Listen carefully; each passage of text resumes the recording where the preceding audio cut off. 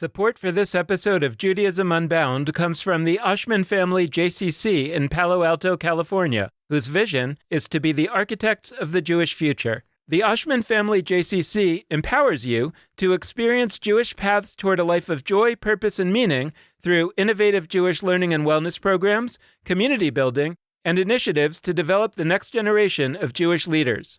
Learn more at www.paloaltojcc.org. This is Judaism Unbound, episode 311, Shmita, Hives. Welcome back, everyone. I'm Dan Liebenson. And I'm Lex Rofberg. And today is one of those episodes where we check in on what people are thinking about and doing about in this Shmita year. Remember, that's the year that comes every 7 years, that in the Bible is regarded as a sabbatical year, a year of rest and release in which the land is rested and released from human cultivation, and those who owe debts are released from their indebtedness. That's what Shmita meant in the Bible. But after the end of the biblical period, Shmita largely became a dead letter and has been so for about 2,000 years until recent decades when a variety of people and organizations found it to be meaningful and exciting and have been reviving it. We've talked to many of these people and will continue to in the months ahead. This week and next week, we are speaking with folks who, until not long ago, were folks like you, Judaism Unbound listeners who heard about this Shmita idea, got inspired by it, and took action in creating new ways for themselves and others to engage with it during this year. Our guests today, Alexander Grace Vickery and Asher Edes, are the co-creators of a project called Shmita Hives. Shmita Hives gets folks to create small learning communities in person or online and offers a free set of monthly prompts to explore Shmita. They recently, quote, cross-pollinated among the hives in the form of an online Shmita Hives retreat.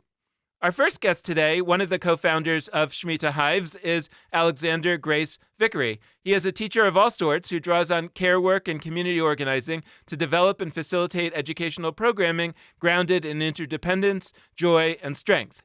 In addition to Shmita Hives, he works in farming and food advocacy and is part of the founding collective of Yeshiva Beis Hagolas, which means the yeshiva or the Jewish Learning Center of the House of the Diaspora, a new Jewish learning center in the Pacific Northwest. Our second guest, the other co-founder of Shmita Hives, is Asher Edes. They are an artist and consultant who loves outdoor performance and public art. They're also a student in Alepht's Earth-Based Judaism program and recently began tending land and community as a resident at Yesod Farm and Kitchen. Now, I should note two things. First, as we'll discuss, Alexander and Asher first met at a program run by the organization Kohenet, the Hebrew Priestess Institute. And the second point is that Asher was a student in Lex's class, Jewish Discontinuity, in the first semester of classes that we offered through our Yeshiva, our Center for Jewish Learning and Unlearning. And I'm noting both of these things because enrollment is now open for the Yeshiva's second semester. The classes begin in mid-February. And in addition to new classes taught by Lex and me, and a class exploring secular Judaism taught by our good friend from the Oshman family JCC, Tova Birnbaum, there will be a class about Shmita taught by the very same Kashira Halev Fife from Kohenet. So if you get excited by this conversation today, you can learn about Shmita directly from the source, Kashira Halev Fife, through our Yeshiva. And if you want to learn more about any of the classes at the Yeshiva or register for them, you can just go to the Judaism Unbound website and click on the Yeshiva link, or just type in www.judaismunbound.com/classes, and you'll be able to find all the information and all the registration links. So without further ado, Alexander Grace Vickery, Asher Edes, welcome to Judaism Unbound. It's so great to have you. It's so great to be here. We feel so lucky to be here. Well, this is like an interesting origin story about how this episode came to be, because usually, we hear of some project or whatever, or something that's going on, and we track down the person. In this case, I remember this very distinctly because we did our first bunch of Shmita episodes, and Lex, maybe you can kind of clarify the exact, but I remember Lex coming to me and saying, I got an amazing email from a listener, and they're just a regular person, and they're doing this amazing project called Shmita Hives, and Lex kind of described what it was to me, and I said, that's amazing, we want more of that, so we should definitely have them on the podcast, so we're here, and it's exciting because it's rare that I remember the moment of the birth of of the podcast episode itself. So I wanted to get a little bit of color. Like, what happened in the weeks before Lex called me with that excitement? Could you tell a little bit of the story of how Shmita Hives came to be? Well, Asher and I first met each other as part of the On Solid Ground class through Kohenet. It's a year-long virtual offering from Kashira Halev Fife, kind of going into the foundations of Judaism, the big questions of like, who are Jews? What is Judaism? And stepping into kind of the Kohenet lens. And through that, I personally heard about the Olive Kesher Fellowship, which is also a fellowship that Kashira stewards into the world. And Asher also showed up in that fellowship in my fellowship year. And then we were paired as chavruta. So it was just, there's this person on my screen maybe like 6 months prior who I was like, that person is so interesting. I want to know more about that person. 6 months later, we are chavruta and had already had several conversations about overlapping interests like disability, justice, and embodiment practices. And when we came to be paired, we already had a foundation of relationship. So I offered to Asher, like, where can we take this? What is the project that we can do out of this connection?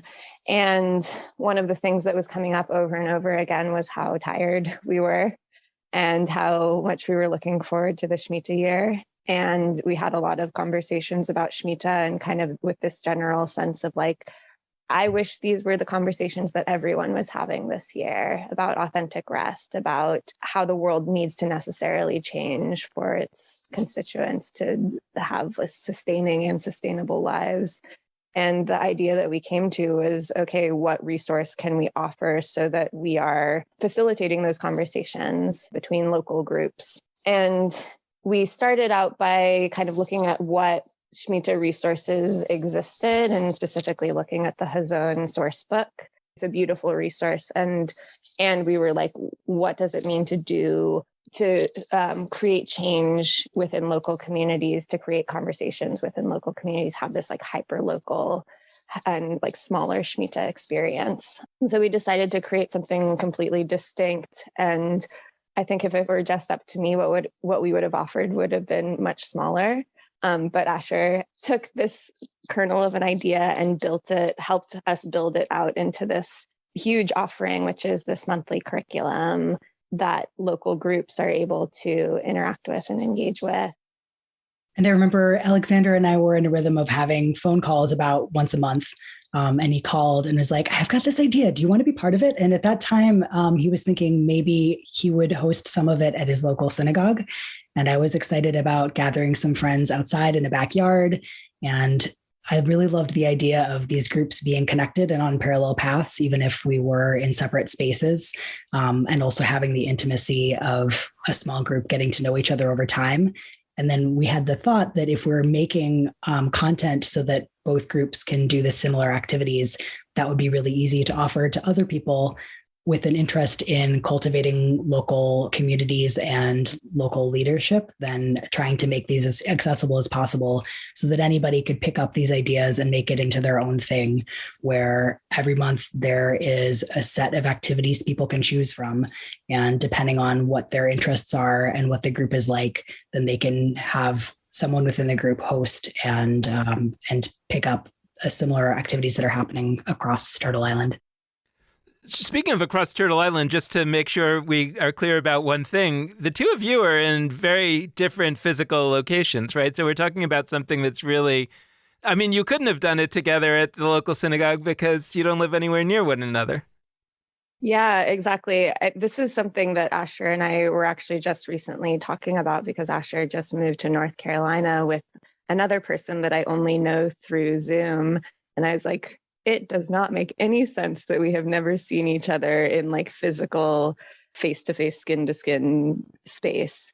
That also like creates this idea of this network, that there are these meaningful conversations that need to happen, but that they morph and change based on their geographic location, and the fact that the project is coming out of two voices that are coming from two very different sets of local pressures, and now a third set with Asher moving to North Carolina. And it's so motivating and exciting that this is out of our hands in some ways now, and gets to root and grow and bloom into what it needs to be in the lives of the people using it. And I think a lot of what is strongest about it is just bringing people together every month. I know, at least for the Hive that I'm part of, often we adapt the curriculum widely based on an idea that somebody else has, or somebody brings in a new activity that wasn't one of the ones that we had written down at all. But having a group of people that are consistently exploring Shmita together allows that to emerge, and relationships within the Hives to create a place to explore it. I do want to ask some, what's Shmita Hives, right? Like, Totally. First off, hive is a cool word, right? I get like worker bee images in my head. I think of like buzzing around like a little bee, and I don't know, that tickles me in a fun way. I'm reminded actually that when I was first joining, if not now, the activist group, the different chapters also call themselves hives, and so I'm curious to hear more about what a hive is, and also maybe that ties to like the whole theme of Shmita and thinking about even animals like a bee, right? But so what's a hive? We've gotten what's Shmita from some other episodes, but I am curious, like, you've both mentioned this curriculum that you created, and you've mentioned that there are these groups around that are engaging with this curriculum. What is this curriculum, and how are people, I don't know, enacting it, living it out? So the curriculum is a monthly offering, and it's based around the Hebrew months.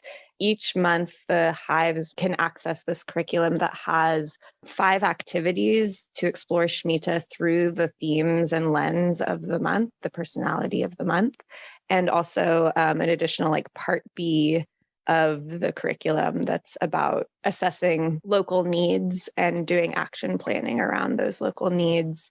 The first part of the curriculum has 5 approaches each month. So there's study, which is text-based, both historical and modern texts that connect to Shmita and the theme of the month.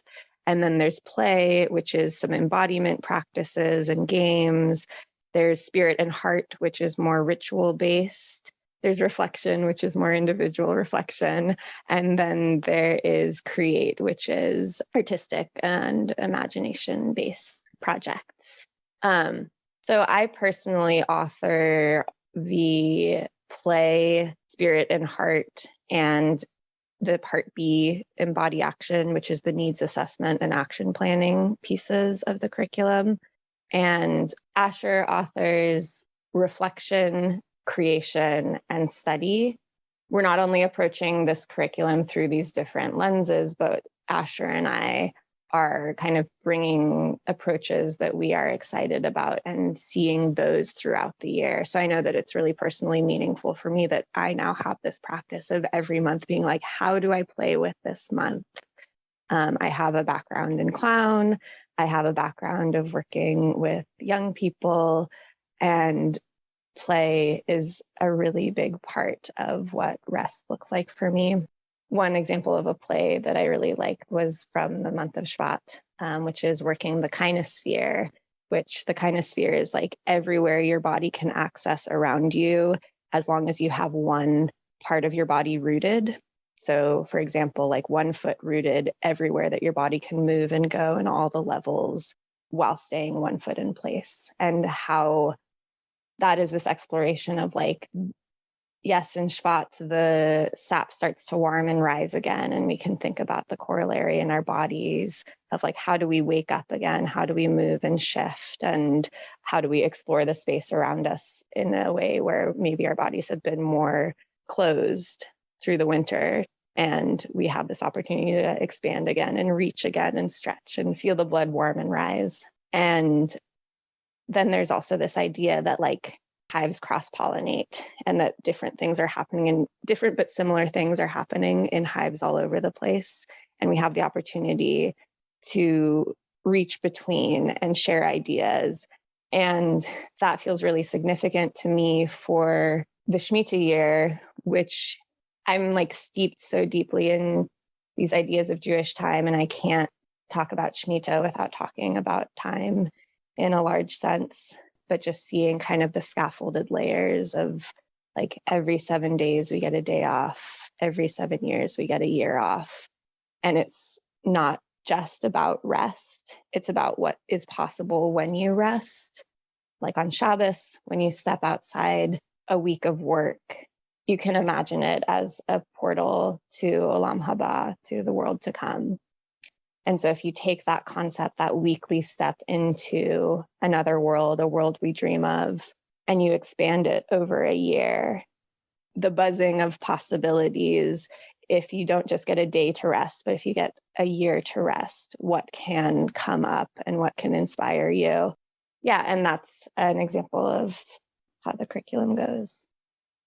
So Asher, I was hoping to hear from you also, just a little bit of a window into the curriculum. Like, can you just take us in, maybe not to one particular month, but just like for one of the hives out there that is engaging with your curriculum month to month, what does that group of people go through? What's happening maybe for an individual on that level? What's happening when they come together? How often do they come together? Is it different hive to hive? How does that whole piece of this work? And also getting a little bit to what Alexander was saying, is there a way in which you've started to see, even amongst your different hives, sort of a rich variety or different approaches, even though they're using sort of the same curriculum? So when we initiated this project, then we invited people to fill out a form and express interest, and then we matched them based on geographic proximity or other interest groups, or some people knew each other and signed up together. In my local area, there was enough for a few groups. Most of the people in the one that I participate in were already close friends, but there was a few of us that were drawn in from different social circles, and each hive has the autonomy to set its own schedule. So they all meet once a month, but it might be at a different day. Ours is meeting on weekends, oscillating between Shabbat and not on Shabbat. And it has been really flexible. Those of us in the hive that I'm part of take turns in deciding what we're going to do, in leading different activities, in facilitating space. And there's been a lot of months where we get there and then something needs to be different than it was intended. The person who intended to facilitate is not feeling that kind of energy and just asks someone else to take over. And it's been very fluid in terms of people being able to express needs in the moment and adapt to each other. So it feels like a real practice of community care in the way that the hive operates. We're usually together for a couple of hours. And so we'll do 2 of these activities together. And then also just have some time for getting to know each other better and talking about what's going on in our lives, which sometimes relates to Shmita and sometimes is just part of the group becoming a group. I wanted to pick up on something that you said earlier, Alexander, although either of you can answer this, but when you talked about your background in clown and you were saying, well, this is where I'm drawing from in order to create this part of the curriculum, the play part. I mean, that's how I understood it. So that brings me to a larger question, which is really about what you do in Shmita hives, but I also mean it to be a kind of instruction manual, role modeling for other listeners who may want to do something on a completely different topic. It's like, my question is basically, who were you before Shmita Hive started? What were you bringing into the process of creating Shmita Hives, and how were you drawing on whether it's expertise that you have from your professional life or from somewhere else, or Jewish knowledge that you had that you brought in, or lack of Jewish knowledge that you brought in, or other experiences that you had in something similar to a hive-based approach to doing something? I mean, I'd love to hear about all the raw material that got thrown together out of which Shmita Hives was sculpted. Dan, I love that you included not knowing something as on the list of possible resources, because that very much felt like something we had to offer. I think Alexander and I both have a lot of questions, and we're looking for groups where we could explore those. It was really meaningful in Kashira's On Solid Ground class that we referenced before to be having group discussions about Jewish time. And I think we were both looking for a place to be able to explore those on like many different time cycles with a consistent group of people. So we entered this project very much just saying, we'll bring to it what we have to offer. We'll bring to it ourselves, which is people that are curious. And I was looking for people to do the kind of activities that we do. So I would love to have people that I can regularly study with. I would love to have people, particularly in pandemic, where I can be doing embodied activities and feeling a sense of physical connection and processing ideas through movement. I would love to have people that we can be making art just for the sake of doing that, to be learning rather than for an outcome of something to show. And I would love to be in a community of people that is connecting the rest aspects of Shmita to the external, dreaming the world to come and bringing that into reality together. So we designed a group that would meet those different needs that we personally had, and then invited others who were interested in the same thing to join us, with just that little expectation of saying, we're offering this, we've made it, we don't have particular credentials, we would just love to do this, and we would love to have you participate with us. I think the first time that I heard about Shmita was on Judaism Unbound's podcast in 2020, in the summer, I believe. You had an episode with Nati Vassau of Jewish Farm School. And I was entranced by this idea of Shmita, but didn't know anybody else who was talking about it at the time. So I was looking for people to learn together. I learn best in a small group that is conversation-based. And I was also looking to meet other needs that I have. I have some theater background, and I love the playing when you're not creating a show, you're just exploring movement and exploring space and seeing what it is to be bodies in space together. And it's hard as an adult to have experiences like that, but I think that they're so nourishing and help process our lives and really deepen relationships with each other. So Shmita Hives is a place to bring in the activities that I was looking for and create a group of people who wanted to do those together. I was also looking for a place where I could experiment with different kinds of leadership, to be able to practice hosting a conversation, or practice holding space for a group of people, or practice writing a creative art prompt. And Shmita Hives was a way of bringing those skills together in a way that felt low stakes. And because it was collaborative with Alexander, then knowing the two of us could fill in each other's strengths and growth areas. I knew coming into 5782 that I have a pattern of always feeling like I'm running from one thing to another, and that there's so many activities that I love in my life.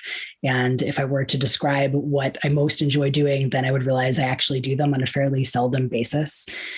Shmita Hives was partly an opportunity to commit to myself, to doing the things that I know that I love and that feel nourishing, and also to experiment with skills that I want to develop or ways that I want to be in the world that don't feel fully formed yet, and to offer that permission to other people as well. And curricular design is completely new to me, but I love the idea of designing a prompt that then gets explored by a group of people and getting to see, does that work? Does that not work? I really love doing physical theater games with people. And that's a hard thing as an adult, to find opportunities to do, and to find people that can make time for that. And I feel like I'm always bothering my friends with, I just learned this thing about Shmita, like, let me tell you about what I've been reading. And it felt great to be able to draw together a list of sources that I would like people to have a chance to explore, and to write guiding questions about those, and to draw in both ancient and modern sources. So in many ways, creating the Shmita Hives is a self-supporting project. I think Alexander and I were trying to imagine what would feel really great to do, and then to do work that feels nourishing to us. And so, Alexander, how would you answer that question? And please build in some clown Torah, because you hinted at that before, and I'm so ready, and I'm sure our listeners are too. I think the biggest thing for me in any project I do is all I need is one other person who's excited about it to do it. And that can help me cut through all of the barriers that would have me second guessing whether or not something is possible.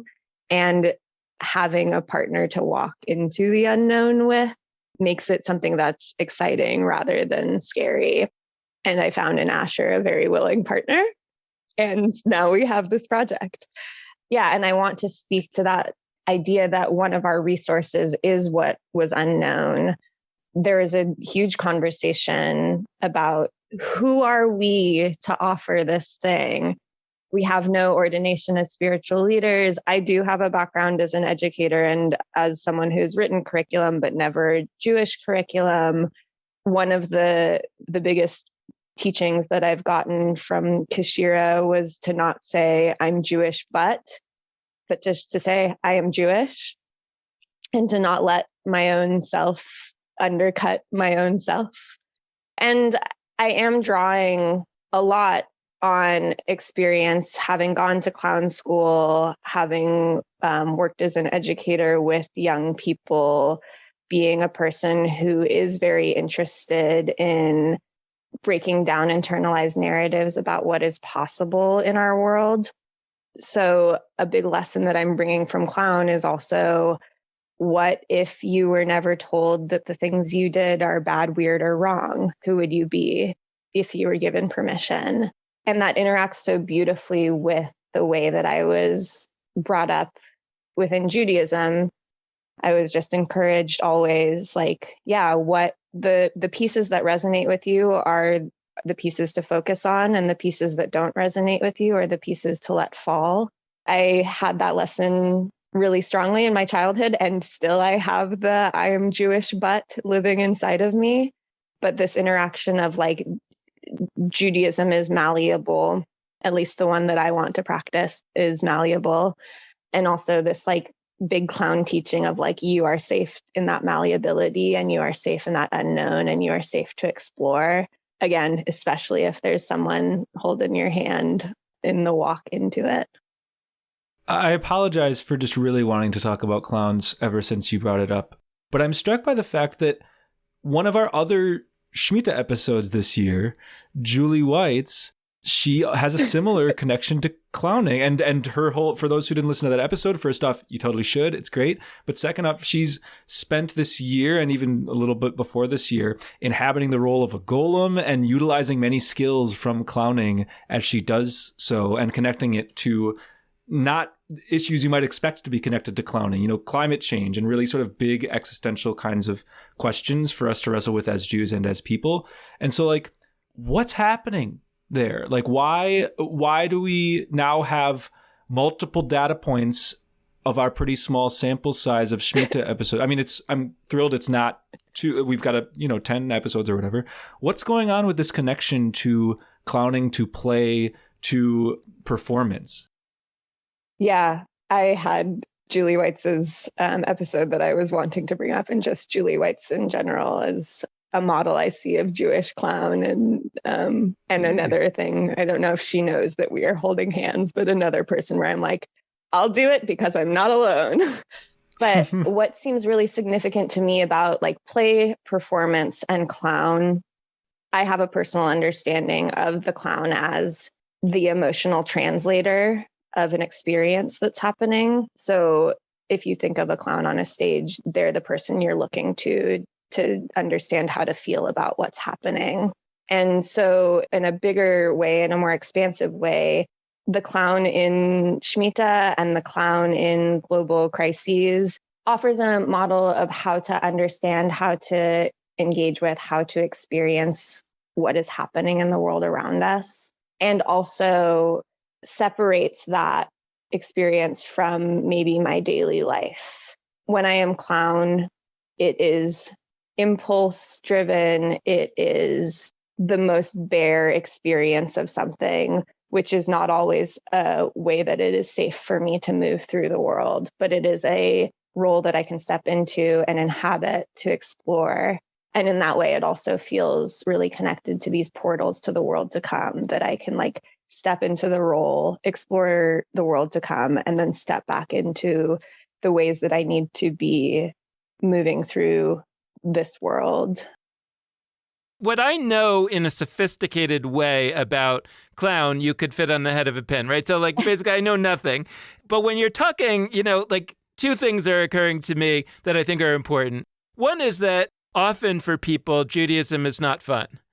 And it's not experienced as fun. It's not presented as fun. Sometimes every once in a while, there's an experience that's fun, but you don't overall say what Judaism is about is fun. Now, obviously, it should be about more than that. And I don't think clown is only about fun. So that's where, it might be an irrelevant question because that's not really connected to clown. But that was one thing that I talked about, that I thought about. And the other thing was, and you were starting to talk about it, is that there's this element of masquerade. And I wonder to what extent, again, with clown, but also with Judaism, does that experience or putting those two ideas together, one way to take it would be to say, look, Judaism may or may not speak to us, but maybe there's something served to putting on a certain masquerade for a period of time and trying to experience this and see what it does, as opposed to making assumptions and not wanting to even participate. Or maybe it's something else. I mean, maybe there's something more fundamental and deeper that connects with a sophisticated orientation towards clown that we could learn from here. And so I want to make sure that we pull every piece of learning out before we move to the next topic. I think there's a really key piece to clown that it can be deeply fun. And I think there's a key piece to Judaism, at least the way that I practice it, where it can be deeply fun, but that is not the goal, or that is not the expectation. And one thing that I think clown offers is an opportunity for us to explore failure and an opportunity for us to explore precariousness.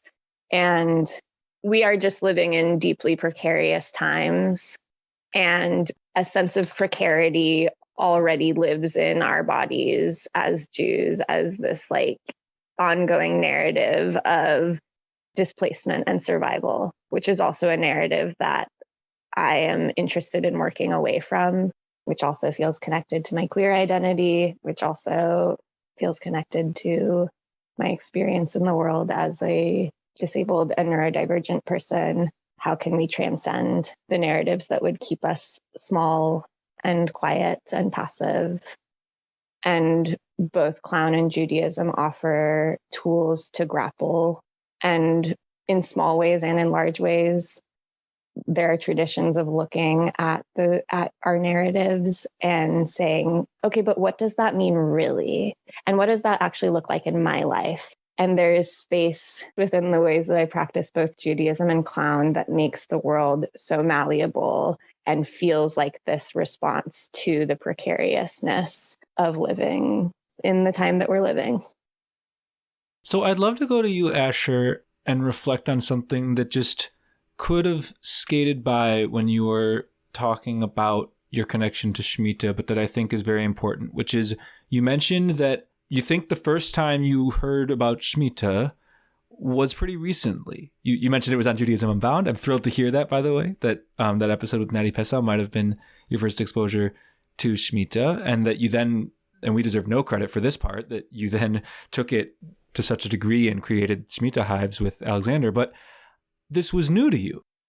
The something that you devoted a great deal of time to is something that you had just in the past, year or two been exposed to. And I think that that's often how we work, right? Like we discover something new and intriguing to us, and that is the spark for something that we sort of channel into the world.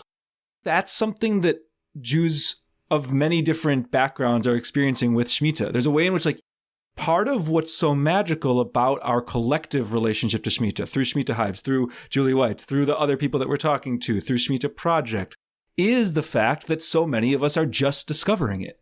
And I guess what I'm curious to hear from the two of you is the extent to which that piece is part of what led to this curriculum. And by the way, if you want to push back and say, nope, that's not that big a deal here, please do so. But Asher, since you brought up that you've only known much about Shmita for a short time, and now you very quickly afterwards have created a month-by-month detailed curriculum. To listeners, when they say that there's an activity for each of these 5 categories, it's not just that they list the name of the activity to do. There's really pages upon pages for every month of the year.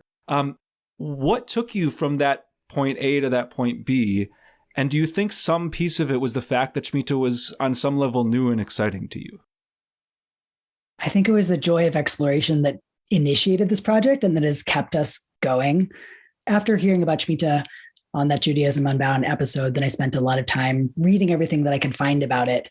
But any idea like this, I think, requires some kind of back and forth to really understand it. So making this project has been, rather than saying I need to know everything before I can start creating ways for other people to explore, the exploration has been the deepening of my understanding of Shmita. Shmita felt like my new best friend when I heard about it. It was like, I can't wait to know everything about you. You're such a mystery. I'm sure you have so much history that I am only looking at a tiny, tiny bit of. And I really want to bring myself to you. And I want to see what happens when we encounter each other. It seems like in so many parts of the Jewish world, then Shmita is just blossoming and an interest is taking hold. And because it's new to many people, then those encounters between the person and Shmita is able to generate something that hadn't been there before. That new best friend, what have you discovered about them over the last few months? And and also, like, what are you hearing from other hives, from the other people that you've given this opportunity to spend time with this new friend? What are you hearing from them? I guess what I'm really asking is, are you getting a sense from the grassroots, by the way, no pun intended, that there are things about Shmita that are actually where people's attention and interest are going, which may or may not be the same things that the folks, who kind of are coming from the traditional direction say are the important things about Shmita? Shmita makes me think about small scales and big scales being very deeply connected in this beautiful spiral of time. And it's helped me feel like part of a bigger web.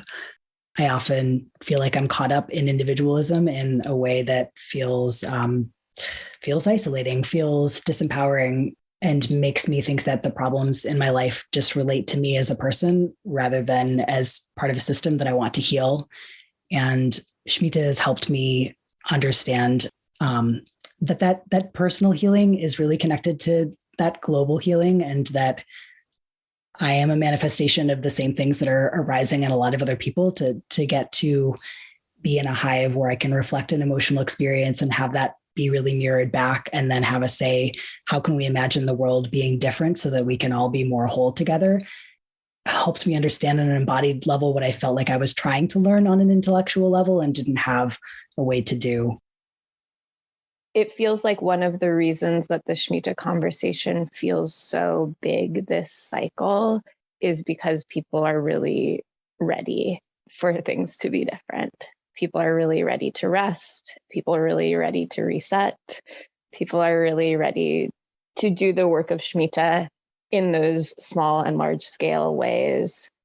And that's happened in the conversations in the hives that I host. Both of the hives that I host, one of which is synagogue based and one of which is based in a project I'm doing in the Pacific Northwest to start a yeshiva.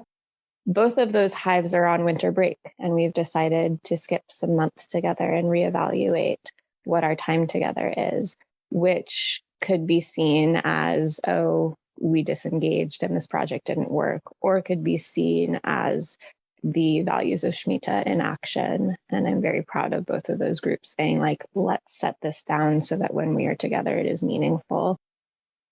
So as we get close to wrapping up here, I'm thinking about the movie Memento. I don't know if you've seen the movie, but it's kind of happens in reverse and in forward motion at the same time. And there are these Polaroid pictures, and things kind of start to become clearer and developed as it goes on, both thinking about the beginning of the story as well as the end. And I find myself here thinking two things. In a way, I feel like when you were describing the Kesher fellowship that you were in and all that, it felt to me a little bit like, on reflection, like that was your Shmita if we're thinking about rest.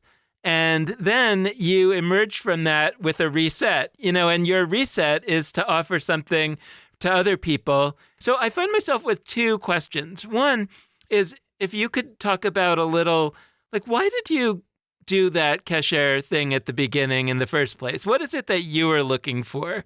And then I'm also thinking about yourself, like, maybe it's too early, but maybe you imagine a little bit, I've done something over the course of creating Shmita hives that isn't just about Shmita. I've found a way to be Jewish in a way that I might not have found had it not been for this project.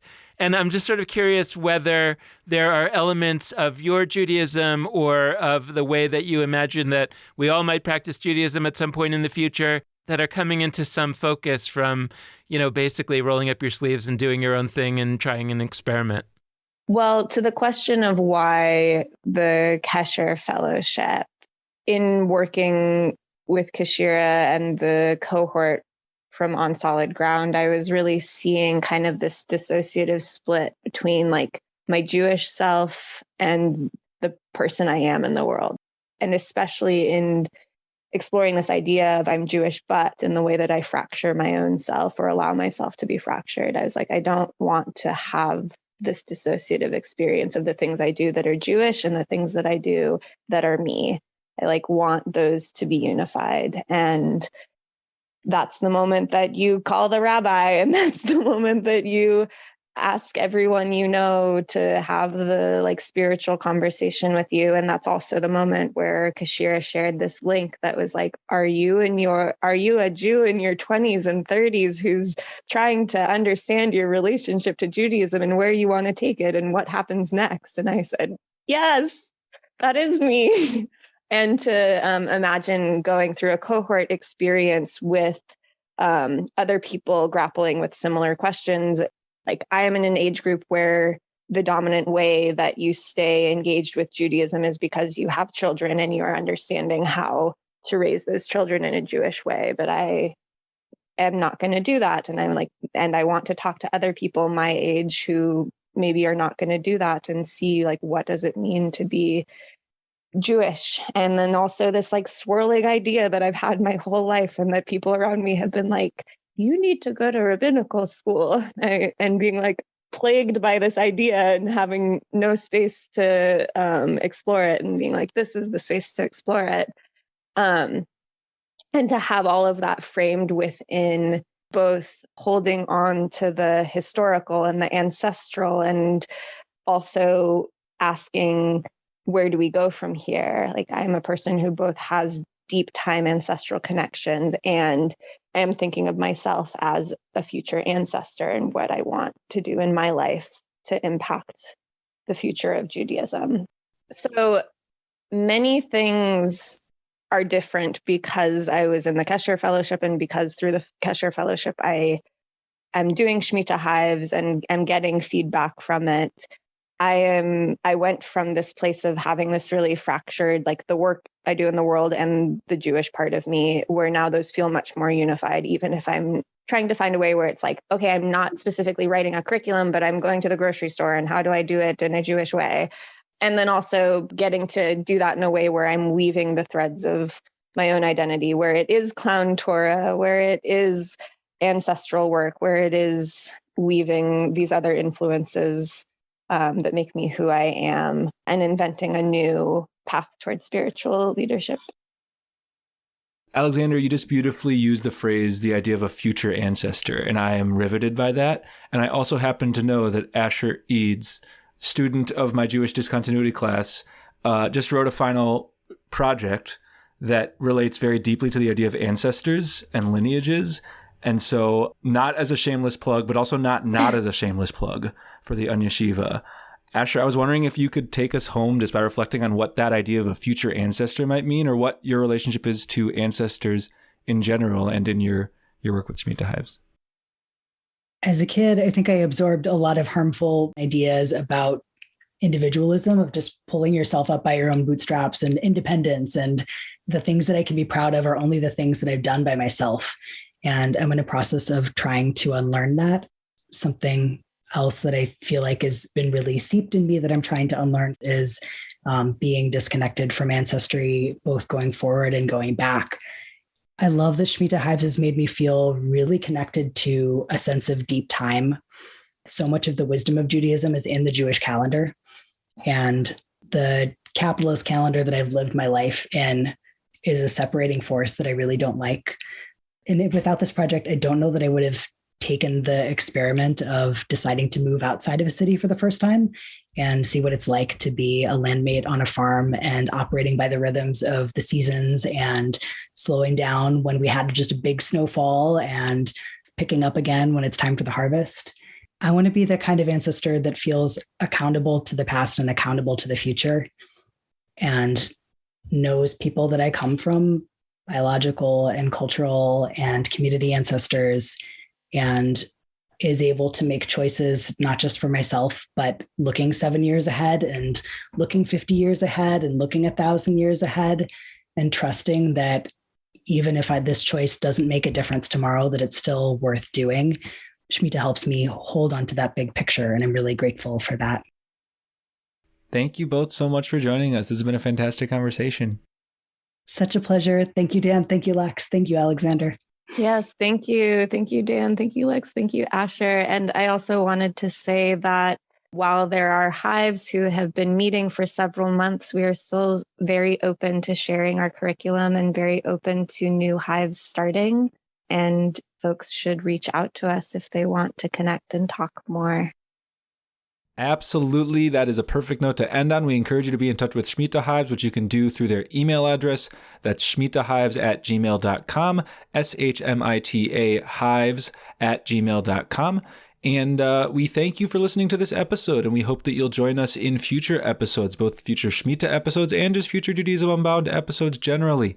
We close out this episode in the same way that we always do, by encouraging you also to be in touch with us at Judaism Unbound, and you can do that in any of the following ways. First, you can head to our Facebook or Twitter or Instagram pages. All of those handles are at Judaism Unbound. Second, you can go to our website, judaismunbound.com. Third, you can email us at dan@judaismunbound.com or lex@judaismunbound.com. And we're also deeply, deeply appreciative if you would support us, which you can do via judaismunbound.com/donate on either a monthly recurring basis or just as a one-time gift. So thank you so much for listening. And with that, this has been Judaism Unbound. 240 more days of Shmita.